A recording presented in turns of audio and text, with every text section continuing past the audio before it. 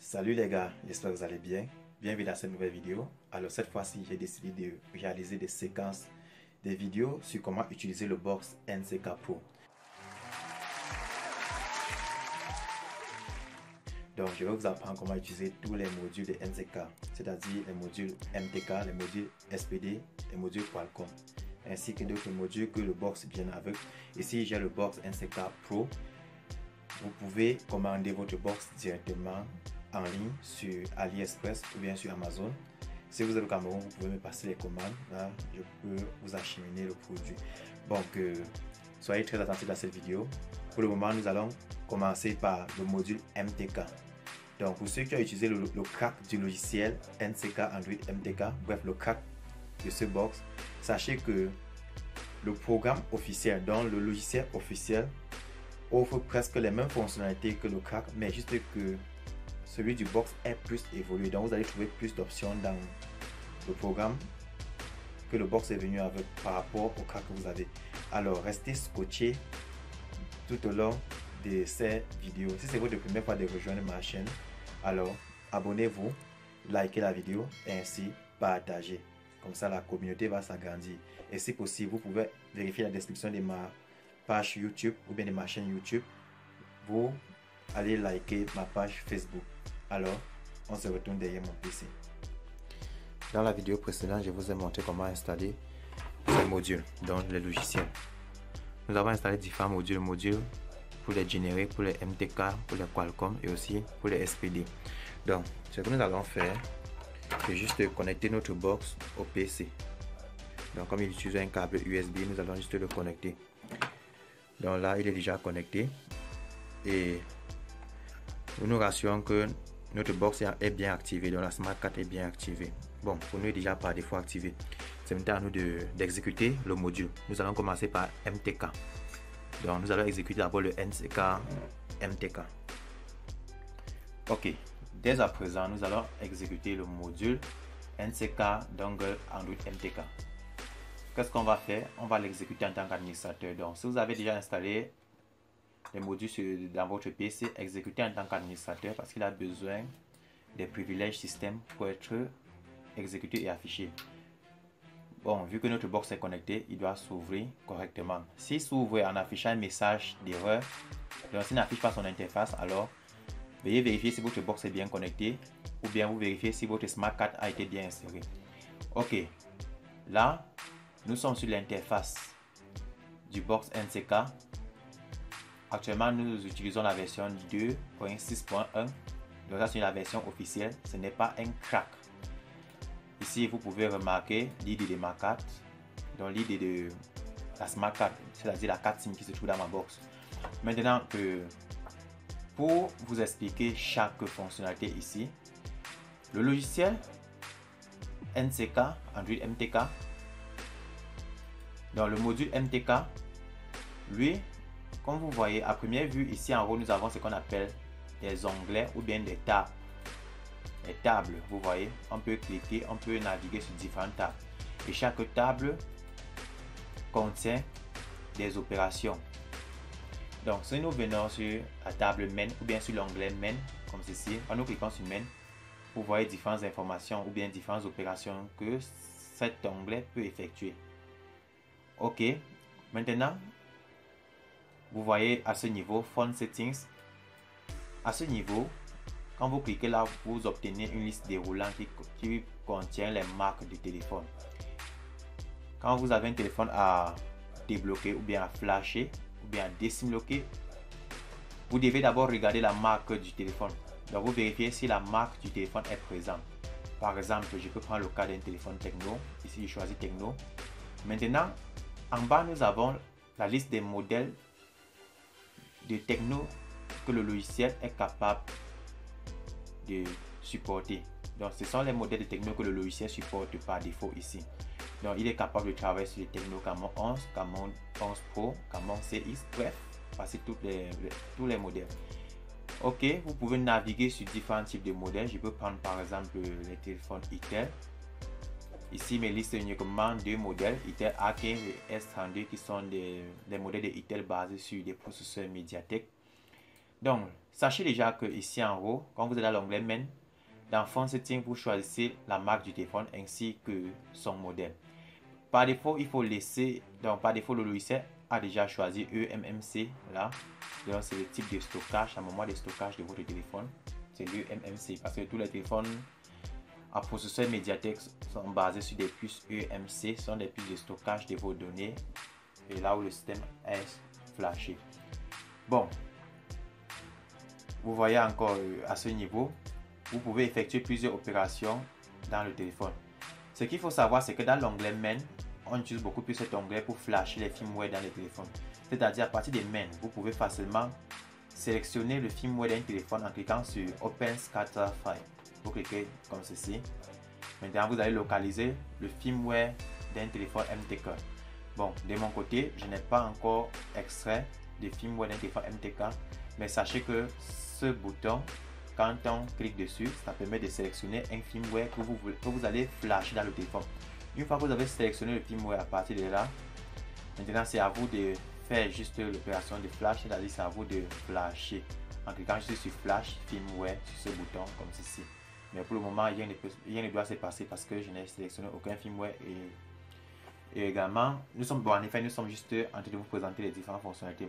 Sachez que dans l'onglet Main, on utilise beaucoup plus cet onglet pour les opérations de flash, c'est-à-dire l'installation des ROM, parce que le firmware est encore appelé ROM et c'est encore appelé flash. Ici, vous pouvez choisir la méthode de flash. Est-ce que vous voulez faire le flash complet de votre téléphone? Vous choisissez l'option Full Flash. Si vous voulez flasher le téléphone en évitant le preloader, c'est-à-dire flasher tous les fichiers système mère, en évitant de flasher, c'est-à-dire sans flasher le preloader, vous choisissez cette option. Là, ça va flasher votre téléphone, mais sans toucher le preloader officiel du téléphone. En effet, vous pouvez choisir l'opération qui vous convient à ce niveau. Et ici, si vous cliquez sur Boot Info, c'est pour avoir les informations sur le téléphone. Bon, si vous cliquez sur Meta Info, c'est pour recevoir toujours les informations sur votre téléphone, mais en mode Meta. Boot Info, c'est un peu comme l'option Read Info dans Miracle Box. Ok, maintenant si vous voulez ouvrir le gestionnaire des périphériques de votre Windows, vous cliquez sur Open Device Manager comme ceci. Automatiquement, le logiciel NCK va démarrer le gestionnaire des périphériques de votre Windows. Là, vous avez la liste des pilotes et des périphériques connectés à votre ordinateur. Si vous connectez un téléphone et que le pilote du téléphone n'est pas connecté, vous allez recevoir un truc comme ceci. Ça va afficher un message comme ceci avec un petit panneau jaune. Bon, ça va afficher dans la catégorie autre périphérique ou bien périphérique inconnu. Ok. Donc, il faut d'abord connaître à quoi c'est cet onglet. Le reste des options, si ce n'est pas si important, donc par défaut, le logiciel a été configuré par défaut. Ça ne vaut pas la peine de venir changer encore les options à ce niveau.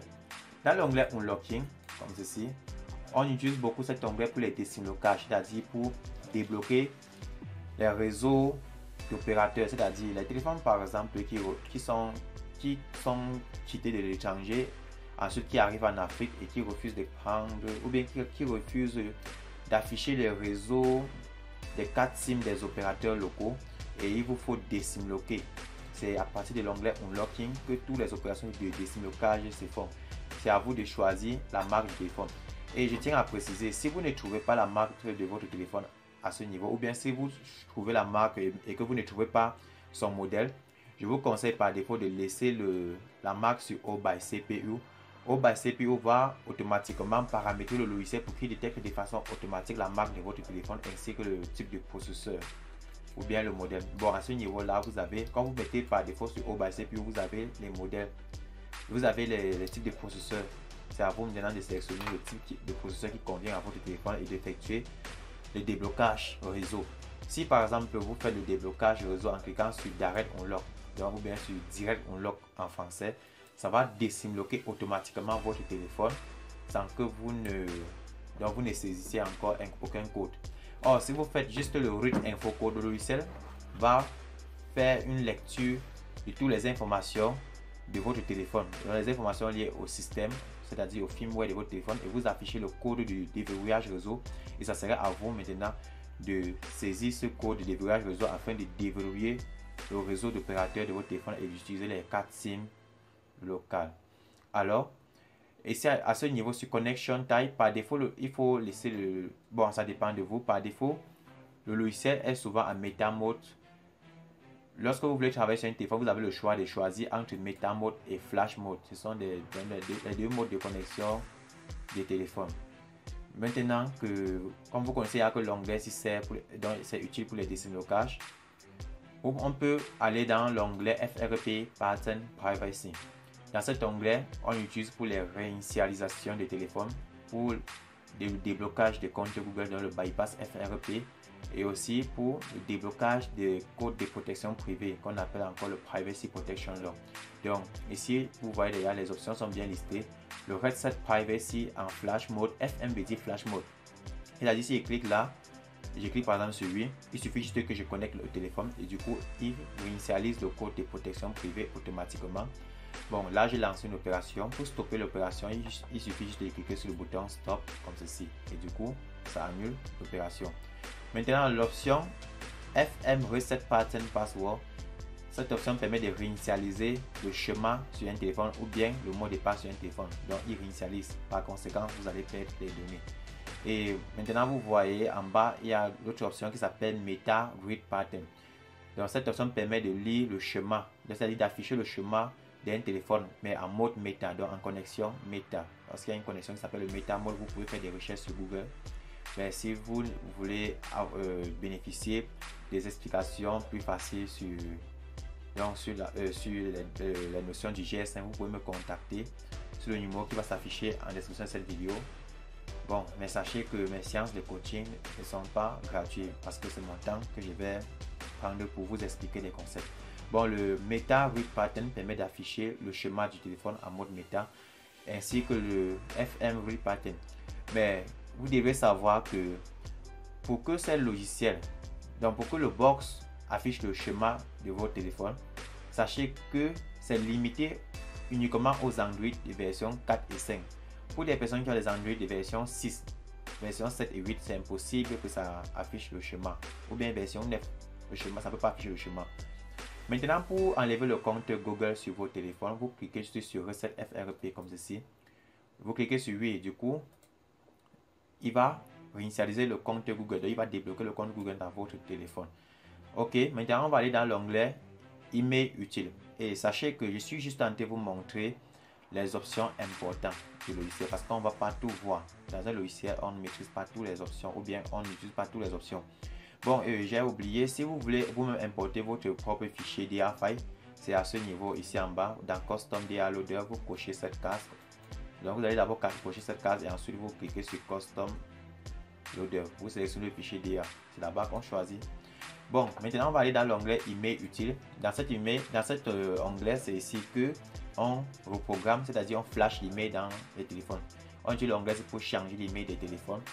Et pour le faire, c'est à vous. Si vous voulez changer, si votre téléphone c'est dual SIM, c'est-à-dire si ça prend 4 SIM, vous cochez l'email de la SIM 1 et de la SIM 2. Vous mettez des emails aléatoires, donc vous pouvez vous-même inventer n'importe quel email pourvu que ça tenga 15 chiffres, ou bien vous écrivez l'email d'origine du téléphone. Dès que c'est fait, vous cliquez sur Repair Email, automatiquement il va lancer la procédure de réparation et changer l'email de votre téléphone. Mais sachez que quand vous changez l'email d'un téléphone, si vous réinitialisez l'appareil, le téléphone va revenir encore avec l'email d'origine. L'email que vous avez flashé va être supprimé. Ok. Maintenant dans l'onglet Format et Reset, on utilise toujours cet onglet. On utilise également cet onglet toujours pour les réinitialisations avancées du téléphone. Comme par exemple à ce niveau, vous pouvez faire un Reset Factory Default. Donc vous pouvez réinitialiser le téléphone à l'état d'usine, mais en connexion méta, dans le mode méta. Et vous pouvez également réinitialiser, donc vous pouvez vider toute la puce UMC, c'est-à-dire tout on peut dire quoi, toute la mémoire de stockage UMC de votre téléphone directement, c'est-à-dire vous videz toutes les données d'utilisateur, tout ce que la mémoire cache en cliquant sur cette option. Et dernier bouton, le Wipe User Data, cette option permet de supprimer toutes les données utilisateurs du téléphone, c'est-à-dire ça vide toutes les photos, vidéos et autres. Ok, ces options-ci, bon, ça c'est pour des personnes expérimentées, je n'ai pas encore utilisé, à vous de jeter un coup d'œil, mais ne choisissez pas une option que vous ne maîtrisez pas à fond. Ok, on va aller dans l'onglet Backup et Restore. Cet onglet est utilisé pour effectuer des sauvegardes. C'est-à-dire, si je vais faire des sauvegardes des fichiers réseau, c'est-à-dire, si je vais par exemple faire un backup de la NVRAM de mon téléphone, je viens ici choisir Backup NVRAM. La NVRAM, ce sont des fichiers qui sont chargés d'activer le réseau, le Bluetooth, le Wi-Fi de nos téléphones à processeur Mediatek. Vous faites des backups et selon le mode, si c'est en flash mode ou en meta mode, vous pouvez faire le backup, vous pouvez faire le read full flash, c'est-à-dire le logiciel se charge de copier l'intégralité du firmware de votre téléphone en faisant un read full flash. Et vous pouvez faire le restore full flash pour que le logiciel restaure votre flash par défaut. Vous pouvez copier tout le firmware de votre téléphone avec l'option dump scatter firmware pour qu'il copie tout le firmware en format scatter file. Donc vous voyez, il y a plusieurs opérations. Je vais approfondir tout ça dans mes formations privées.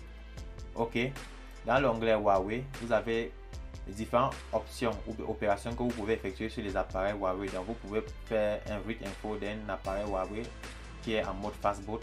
Vous pouvez également débloquer le bootloader d'un téléphone Huawei en mode fastboot. Vous pouvez également débloquer le compte Google d'un Huawei toujours en mode fastboot, comme vous pouvez le constater. Et aussi vous pouvez aussi débloquer un téléphone Huawei en mode métal, c'est-à-dire le compte Google, et aussi lire le code du bootloader, du chargeur de démarrage. Maintenant, l'onglet utilise comme ceci. Cet onglet est utilisé pour des investigations numériques. Donc, on utilise beaucoup plus pour, par exemple, pour l'analyse des vulnérabilités, en effet l'analyse des fichiers système. Donc, ici, c'est pour faire la copie ou bien la sauvegarde des photos et contacts qui se trouvent dans la mémoire EMC du téléphone.